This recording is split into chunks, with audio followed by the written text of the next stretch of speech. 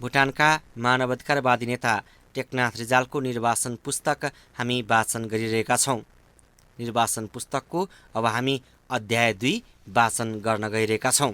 संयोग कस्तो पर्यो भने भुटानका वर्तमान राजा जिग्मे सिंहे वाङचुकले आफ्ना पिताको देहान्तपछि राजगद्दी सम्हालेपछि सम्बोधन गरेको पहिलो राज्यसभाको बैठक र लामीडाँडाबाट प्रतिनिधि भएर मैले प्रथम पटक भाग लिएको राज्यसभा बैठक एकै दिन परेको थियो। राजाको त्यस सम्बोधनमा स्वर्गीय राजा जिग्मे दोर्जे वाङचुकका समयका सुधारात्मक कामको निरन्तरताका साथै कतिपय नयाँ कामको थालनीको आग्रह थियो। राज्यसभामा भएको राजाको सम्बोधनबाट सभाका सदस्य उत्साही देखिन्थे। म स्वयं पनि अत्यन्त उत्सुकताका साथ सभामा सहभागी भएको थिएँ। पुराना राजाको राजकाज सम्बन्धी नीतिबाट हामी अत्यन्त प्रभावित थियौँ। नयाँ राजाको शासनकालको सुरुवात कस्तो हुने हो भन्ने जिज्ञासा हामी सबैसँग थियो। तर जब राजाको सम्बोधन मार्फत हामीले पुरानै परिपाटीलाई थप परिमार्जन सहित अघि बढाउने प्रतिबद्धता व्यक्त भएको पायौं, यसले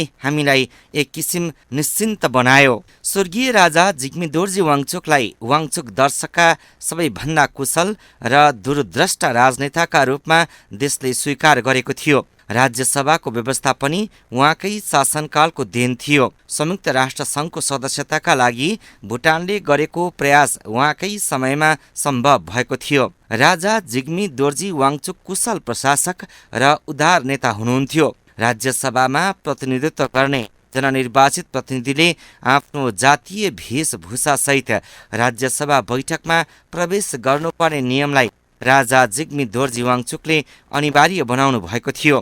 गालोङ, शेर्छोप्पा र लोत्साम्पा मुलुकका मुख्य समुदाय थिए। यी प्रत्येक समुदायका जनप्रतिनिधि आफ्ना जातीय पोसाकमा सजिएर राज्यसभाको बैठकमा सहभागी हुन्थे। राज्यसभा बैठकमा आफ्ना मातृभाषामा बोल्ने छुट थियो। आफ्ना नागरिकमाथि उदार दृष्टिकोण राखेमा उनीहरूमा राष्ट्रप्रेमको भावना प्रगाढ हुन्छ भन्ने तथ्यप्रति सम्भवतः स्वर्गीय राजा जिग्मे दोर्जे वाङचुक सचेत हुनुहुन्थ्यो। दक्षिण भुटानका 14वटा महकुमाबाट राज्यसभामा प्रतिनिधित्व गर्ने 14 जना प्रतिनिधि आफ्नो जातीय पोसाकसहित राज्यसभा बैठकमा सहभागी हुन्थे। यस प्रचलनले नयाँ राजाका पालामा समेत निरन्तरता पाउने सन्देशले सबैलाई सन्तुष्ट पारेको थियो। म पनि निकै उत्साहित थिएँ। 25 वर्षको उमेर निकै जोस र जाँगरले भरिएको हुन्छ। 16 वर्षको उमेरदेखि विविध दायित्व सँगसँगै देशका विभिन्न ठाउँमा काम गर्न जाँदा आर्जन गरेको अनुभवसहित राज्यसभामा पुगेका मेरा लागि देशको मुख्य खाँचो के हो र कसरी जनताको जीवन पद्धतिमा सुधार गर्नुपर्दछ भन्ने धेरथोर जानकारी थियो। राजा स्वयं नयाँ हुनुहुन्थ्यो र नवयुवक राजामा समेत देश विकासका लागि पर्याप्त इच्छा भएको चाल पाएर मलाई उत्साही बनाएको थियो। राजाबाट राज्यसभामा पहिलो सम्बोधन सुनेका दिन मैले सोचेँ, राजाको इच्छा र हामी जनताका प्रतिनिधिको संयुक्त प्रयासबाट वास्तवमै मुलुकको विकासले बाटो समात्नेछ। मैले मनमा नै सङ्कल्प गरेँ, देशको उत्थानका लागि मैले आफ्ना सम्पूर्ण प्रयत्न गर्नुपर्छ। म राजालाई मुलुकको अभिभावक मानेर सक्रिय हुनेछु। म राज्यसभाका हरेक बैठकमा सक्रिय र उत्साहका साथ सहभागी हुन थालेँ। विकास निर्माणका लागि कहाँ कुन कुराको खाँचो छ र त्यसलाई कसरी सम्पन्न गराउनु पर्दछ भन्ने मैले आफ्नो दृष्टिकोण प्रस्तुत गर्न बाँकी सभा सदस्य समेत प्रभावित हुन्थे। गाउँमा पाठशाला, अस्पताल, सडक, कृषि र पशुपालनका आधुनिक व्यवस्था नै मैले प्रस्तुत गर्ने मुद्दाका मुख्य विषय हुन्थे। यी यावत खाँचाहरू त पुरा गर्नु छँदै थियो। ग्रामीण जनताको जीवनस्तरमा सुधार ल्याउन, उनीहरूलाई आय आर्जनका अवसर प्रदान गर्न आवश्यक थियो।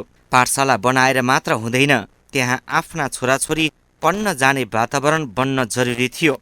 अस्पताल निर्माण गरेर मात्र पुग्दैन, अस्पतालको उपचार र औषधिसम्ममा जनताको पहुँच पुग्नु पर्दछ। यसका लागि जनताको आय स्तर बढाउन आवश्यक थियो। मैले राज्यसभाको बैठकमा यिनै बुदा अघि सारेँ। त्यसपछि आम नागरिकले अलैँची, जाइफल, सुन्तला र अन्य फलफुल जस्ता नगदे बालीको खेती गर्न सरकारबाट थप सहयोग पाउने भए। देशमा साम्प्रदायिक सद्भाव कायम थियो। जातीय विभेद नभएका कारण देश र जनतासँग विकास बाहेक कुनै मुद्दा थिएनन्। यद्यपि राष्ट्र अझै गरिब थियो। राज्यसभाका सदस्यले पाउने मासिक 30 रुपियाँ पारिश्रमिक र बैठकमा जाँदा पाइने 10 रुपियाँ भत्ता दिने गरेकै चलनबाट थाहा हुन्छ देश वास्तवमै आर्थिक दृष्टिले कमजोर थियो। यति थोरै पैसाले थिम्पू जस्तो ठाउँमा बसेर बसोबास र खानेकुराको समेत चाँजो पाँजो मिलाउनु पर्दथ्यो। तर यसले मेरो उत्साहलाई कमजोर पारेको थिएन। राजाको प्रेरणा र अनुकूल सामाजिक वातावरण भएका कारण काममा खट्नै पर्छ, यसैले देश अघि बढ्छ भन्ने लाग्दथ्यो। राज्यसभाको सदस्य भए पनि योग्य मानिसको अभाव भएका कारण राज्यसभा सदस्यहरूले पनि कर्मचारीले झैँ काममा खट्नु पर्दथ्यो। हामी राज्यसभा सदस्यहरू ड्युटी कमिश्नर, महकुमा अधिकारी र अन्य प्रशासकसँग मिलेर काम गर्दथ्यौँ। ग्रामीण ठाउँमा पाठशाला र अस्पताल बनाउन, नगदे बालीमा आधारित खेती गर्ने जस्ता काम अभियानका रूपमा अघि सारिएका थिए। देशमा भौतिक विकासको आवश्यकता प्राथमिक वस्तु हो, तर भौतिक विकास मात्रले सर्वाङ्गीण विकास सम्भव हुँदैन। देश विकासका लागि अन्य कतिपय पद्धतिको निर्माण गर्नुपर्दछ, जसले जनताको समग्र विकासमा मद्दत गर्दछ। यस तथ्यलाई मनन गरेर मैले राज्यसभाको बैठकमा देशको प्रशासन तन्त्रलाई आधुनिकीकरण गर्ने सुझाव दिएँ। राजाबाट मेरो सुझावलाई कार्यान्वयन गर्ने अठोट भयो र लोकसेवा आयोगको गठन गरियो। ड्रुक वायु सेवाको स्थापना र सञ्चालन, स्वदेशी मजदुर नियुक्ति नीतिको तयारी, नारी शक्ति विकासका लागि महिला सङ्गठनको स्थापना, परिवार कल्याण योजनाको थालनी यसै अवधिमा गरियो। सन् 70 को दशकसम्म भुटानमा पञ्जीकृत जमिनको ठाम नम्बर बाहेक नागरिकको हक सुरक्षाका लागि कुनै प्रमाण वा परिचयको व्यवस्था थिएन। पञ्जीकृत जमिनको स्वामित्व अर्थात् कुन जमिन कसको स्वामित्वमा छ भन्ने विवरण बाहेक कुनै प्रमाण भुटानी जनतासँग थिएन। मैले राज्यसभामा नागरिक परिचय पत्रको आवश्यकता र औचित्य सम्बन्धमा लामो तर्कपूर्ण बहस प्रस्तुत गरेँ। मेरो तर्कलाई सरकारले गम्भीरतापूर्वक लियो र यसैका फलस्वरूप पञ्जीकृत जमिनको स्वामित्व र बसोबासका आधारमा ठाम नम्बर र घर नम्बर समेत अङ्कित परिचय पत्र वितरण गरियो। 80 को दशकदेखि प्रत्येक बालिग जनताले पहिलो पटक नागरिकता परिचय पत्र पाए। राज्यसभामा मेरो उपस्थिति र मैले उठाएका तर्कलाई सरकारका मानिस गम्भीरतापूर्वक लिन्थे। राजालाई दिएका कतिपय सुझावका आधारमा केही महत्त्वपूर्ण काम समेत भए। वास्तवमै त्यो अनुकूल समय थियो, भुटानको विकासका लागि, मेरा लागि र समग्र जनताका लागि। हाम्रो देश साम्प्रदायिक सद्भावको अद्वितीय नमुना थियो। 1980 देखि 90 सम्म भुटानबाट भारतका विभिन्न सहर एवं तीर्थस्थलको भ्रमणका लागि बेग्ला बेग्लै सम्प्रदायका मानिसलाई पठाउने चलन थियो। भुटानमा रहेको भारतीय राजदूतावासले यस्तो भ्रमणको चाँजो मिलाउने गर्दथ्यो। प्रत्येक वर्ष हुने यस्ता सद्भावपूर्ण धार्मिक भ्रमणमा देशका बौद्ध र हिन्दू सम्प्रदायका मानिस सहभागी हुन्थे। हिन्दूहरू आफ्नो धार्मिक आस्था अनुसार हिन्दू मन्दिर र तीर्थस्थलको दर्शन गरी फर्कन्थे। बौद्ध धर्म मान्नेहरू भारत स्थित विभिन्न गुम्बा एवं बौद्ध मठहरूको दर्शन गर्थे। भुटानमा त्यसबेला रहेको धार्मिक र साम्प्रदायिक सद्भावलाई देख्दा भारतीयहरू समेत हाम्रो प्रशंसा गर्दथे। दक्षिण एसियाको कुरा गर्दा प्रजातान्त्रिक मुलुक भारतमा समेत हिन्दू र मुसलमान समुदायबीच बेला मौकामा साम्प्रदायिक दङ्गा हुन्छ। इस्लामिक राष्ट्र पाकिस्तान र बङ्गलादेशमा मुसलमान बाहेक अन्य धर्मावलम्बीका लागि धार्मिक स्वतन्त्रता छैन। श्रीलङ्कामा हिन्दू धर्म मान्ने अल्पसङ्ख्यक तामिल र बहुसङ्ख्यक सिंहली बीच रक्तपातपूर्ण लडाईँ छ। तर यी सबै देशको छिमेकी भुटानमा भने 80 को दशकसम्म देखिएको साम्प्रदायिक सद्भाव उदाहरणीय थियो। राज्यसभाको सदस्यका हैसियतले मैले 2 पटक भारतको सद्भावना भ्रमणको निम्तो पाएको थिएँ। यस भ्रमण अवसरलाई मैले 2 ढङ्गले सदुपयोग गरेँ। मेरो उद्देश्य थियो विशाल भारतको प्रगति र उन्नतिको स्थलगत अध्ययन गर्नु र भुटानको विकासका पक्षमा भारतीय राजनेताहरूको ध्यान तान्नु। भुटान र भारतको हित कसरी गर्न सकिन्छ भन्ने पक्ष नै मैले त्यहाँ भेट भएका राजनेता समक्ष राखेँ र यस्तो इच्छा स्वयं राजाको रहेको छ भन्ने दर्शाएँ। तत्कालीन भारतीय राष्ट्रपति शङ्कर दयाल शर्मा, उपराष्ट्रपति वेङ्कट रमन जो पछि राष्ट्रपति हुनुभयो, लोकसभाका तत्कालीन अध्यक्ष बलराम जाटका लगायत कतिपय सांसद, कूटनीतिक र सरकारी पदाधिकारीसँग मैले भेटघाटको अवसर पाएको थिएँ। राज्यसभामा म खुलेर आफ्ना तर्क प्रस्तुत गर्दथे। मेरो एकमात्र ध्येय देशको विकास होस्, जनताको जीवनस्तर उकासियोस् र भुटान एउटा समृद्ध राष्ट्र बनोस् भन्ने थियो। यसकारण पनि म राज्यसभा बैठकमा जुन विषयवस्तु उठाउँथे ती सम्पूर्ण देश हितसँग जोडिएका हुन्थे। सभाको बैठकमा म निर्धक्क बोल्थे र समस्या प्रस्तुत गरेर छान्ने होइन, समाधानका उपाय समेत बताउँथे। मेरो यस शैलीप्रति राजा स्वयं प्रभावित हुनुहुन्थ्यो। सम्भवतः राजाको म प्रतिको अगाध सद्भावका कारण हुन सक्दछ म उहाँकै आग्रहमा अङ्ग्रेजी भाषा अध्ययनका लागि अस्ट्रेलिया पठाइएँ। यो सन् 1982 तिरको कुरा हो। यति लामो अवधिसम्म एकजना राज्यसभा सदस्यले अध्ययनका लागि विदेश जाने अवसर पाएको यसभन्दा अघिका कुनै उदाहरण छैनन्। अध्ययन त मेरो प्रमुख काम थियो नै। मैले त्यस अवधिमा त्यस समुन्नत देशको विकास कार्य समेतको अवलोकन गरेँ। युनिभर्सिटीको सौजन्यमा मैले पर्थ सिटीमा बुद्धिजीवी एवं अन्य जनप्रतिनिधिसँग भेटघाटको अवसर पाएँ। आपसी हितका कुराकानी बाहेक मैले त्यहाँका कतिपय पद्धतिबारे जिज्ञासा राखेँ। मलाई लाग्थ्यो त्यस विकसित देशको कुन विषय अनुसरण गर्न सकिन्छ होला। मैले अध्ययनकालमा पश्चिम अस्ट्रेलियामा ससाना समुदाय मिलेर आफ्नो समाजको उत्थान गर्ने एउटा विशेष परिपाटीको सूक्ष्म अध्ययन गरेँ। यस पद्धति अनुसार प्रत्येक समुदायबाट एकजना नायिके छान्ने र त्यस नायिकेका नेतृत्वमा सम्पूर्ण समस्या समाधान गर्ने आय आर्जनका बाटा पहिल्याउने काम गरिएको रहेछ। अस्ट्रेलियाको प्रारम्भकालीन यस प्रथालाई अँगालेर नै त्यो देश त्यति विकसित अवस्थामा पुगेको देखेर म निकै प्रभावित भएँ। अस्ट्रेलिया विकसित देश भएका कारण त्यहाँको समुदायका आवश्यकता र हाम्रो जस्तो अविकसित देशका गाउँलेका आवश्यकता निश्चय नै बेग्लै थिए। तर पनि यस पद्धतिलाई हाम्रो परिवेश अनुसार ढाल्न सकिन्छ भन्ने मलाई लाग्यो। देश फर्केर आएपछि मैले सर्वप्रथम आफ्नै गाउँ लामीडाँडामा यस पद्धतिको प्रयोग गरेँ। समाज प्रति प्रथा नामाकरण गरिएको यो पद्धति सफल साबित भयो। भुटान सरकारले सामुदायिक विकासको यस प्रणालीलाई अहिले अन्य गाउँमा पनि लागू गरेको छ।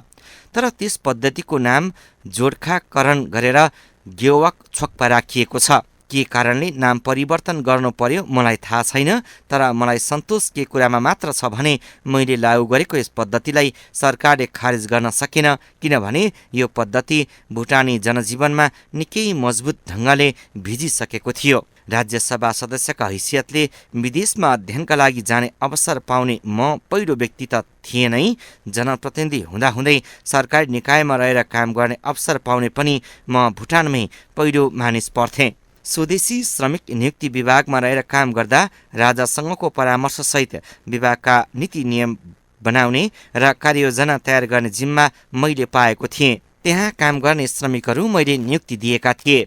देशको आर्थिक मेरुदण्डका कारण यी आज राष्ट्रका सम्पत्ति भएका छन्। समाज पछौटे थियो, देश अविकसित थियो, तर वातावरण धमिलो भएको थिएन। राजाबाट सबै नागरिकप्रतिको व्यवहार समान थियो।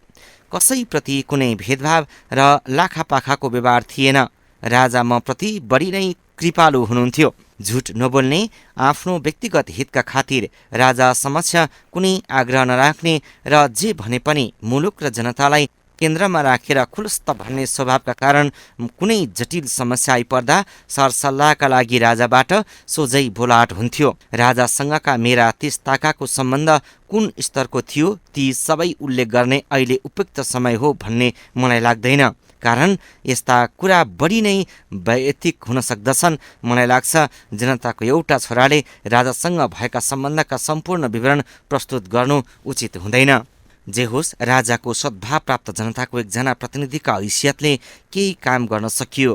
केही भौतिक पूर्वाधार बनाइयो, कतिपय नीति नियम र पद्धति सुधार गर्ने काम भए र केही चाहिँ प्रचलनमा भइरहेका कामप्रति रोक समेत लगाइयो। राज्यसभा सदस्य भएर थिम्पू पुगेपछि मैले के पाएँ भने सम्पूर्ण व्यापार, व्यवसाय, ठेक्कापट्टा जस्ता काम राजधानीका ती उच्च पदस्थ पदाधिकारीका कब्जामा छन्, जो सरकारी निर्णयलाई सजिलै प्रभावित पार्न सक्दछन्। राजधानी बाहिरका मानिसले कामका अवसरबाट वञ्चित हुन परेको परिस्थिति देखेर मैले राजा समक्ष भने, यस परिपाटीलाई बन्द नगर्ने हो भने रोजगारीको सृजना हुँदैन। त्यसैले सरकारी पदाधिकारीले महत्त्वपूर्ण ओहदामा बसेर ठेक्कापट्टामा भाग लिने, व्यापार व्यवसाय गर्ने छुट पाउनु उचित होइन। राजालाई मेरो भनाइ ठिक लागेछ। त्यसपछि यो प्रचलनमा रोक लाग्यो। सरकारी ओहदामा बसेका पदाधिकारीले आफ्ना निजी मोटर भाडामा लगाएर चलाउने परिपाटी बन्द भयो। बदलिएको यस परिपाटीले थिम्पूका ठुला ठालु मसँग निकै रुष्ट भए। मैले सोचे, यी एकमुठी ठालु रिसाएर केही बिग्रदैन। आम जनताका लागि काम गर्दा यस्ता झिना मसिना कुरा आइरहन्छन्। मेरो सुझाव कार्यान्वयन भएर सुधार भएको अर्को क्षेत्र थियो सुरक्षा निकाय। यद्यपि देशमा शान्ति थियो, वरिपरिका देशसँग मित्रता थियो, यस अर्थमा कुनै खतरा थिएन। यस्तो हुँदाहुँदै पनि सुरक्षा जस्तो संवेदनशील विषयप्रति सतर्क हुनुपर्दछ भन्ने मेरो सोचाइ थियो। त्यसैले सुरक्षा निकायका मानिसलाई आधुनिक तालिम दिलाउनु पर्दछ भन्ने मैले सुझाव प्रस्तुत गरेँ। सुरक्षाकर्मीलाई आधुनिक तालिम दिलाउने र उचित पारिश्रमिक दिनुपर्ने सुझावलाई सरकारले गम्भीरतापूर्वक लियो। दक्षिण भुटानको गेलेफुकको चुनवारीमा आधुनिक ढाँचाको प्रहरी तालिम केन्द्र स्थापना गरियो र सेनाका लागि समेत समयानुकूल प्रशिक्षण प्रारम्भ भयो। विकासको बाटो लामो र अप्ठ्यारो हुन्छ, तर जतिसुकै लामो बाटो भए पनि हिँड्ने मानिसमा पर्याप्त आत्मविश्वास र उत्साह छ भने यो बाटो छिचोल्नै नसकिने चाहिँ हुँदैन। देशका लागि काम गर्ने पहिलो उत्साह मात्र थियो, अब अनुभव पनि थपिँदै गयो। सम्पूर्ण अनुभवको निष्कर्ष निकाल्दै एक दिन मेरो अन्तरात्माले भन्यो, थिम्पूलाई केन्द्र बनाएर मात्र समग्र भुटानको विकास सम्भव छैन। यो निष्कर्ष मैले राजा समक्ष राख्दै भने, थिम्पूबाट प्रशासन चलाएर देशको सबै भागलाई न्याय दिन सकिँदैन। त्यसैले व्यवस्थित रूपले प्रशासनको विकेन्द्रीकरण गरिनुपर्दछ। राजाबाट मेरो यो प्रस्ताव पनि स्वीकार भयो।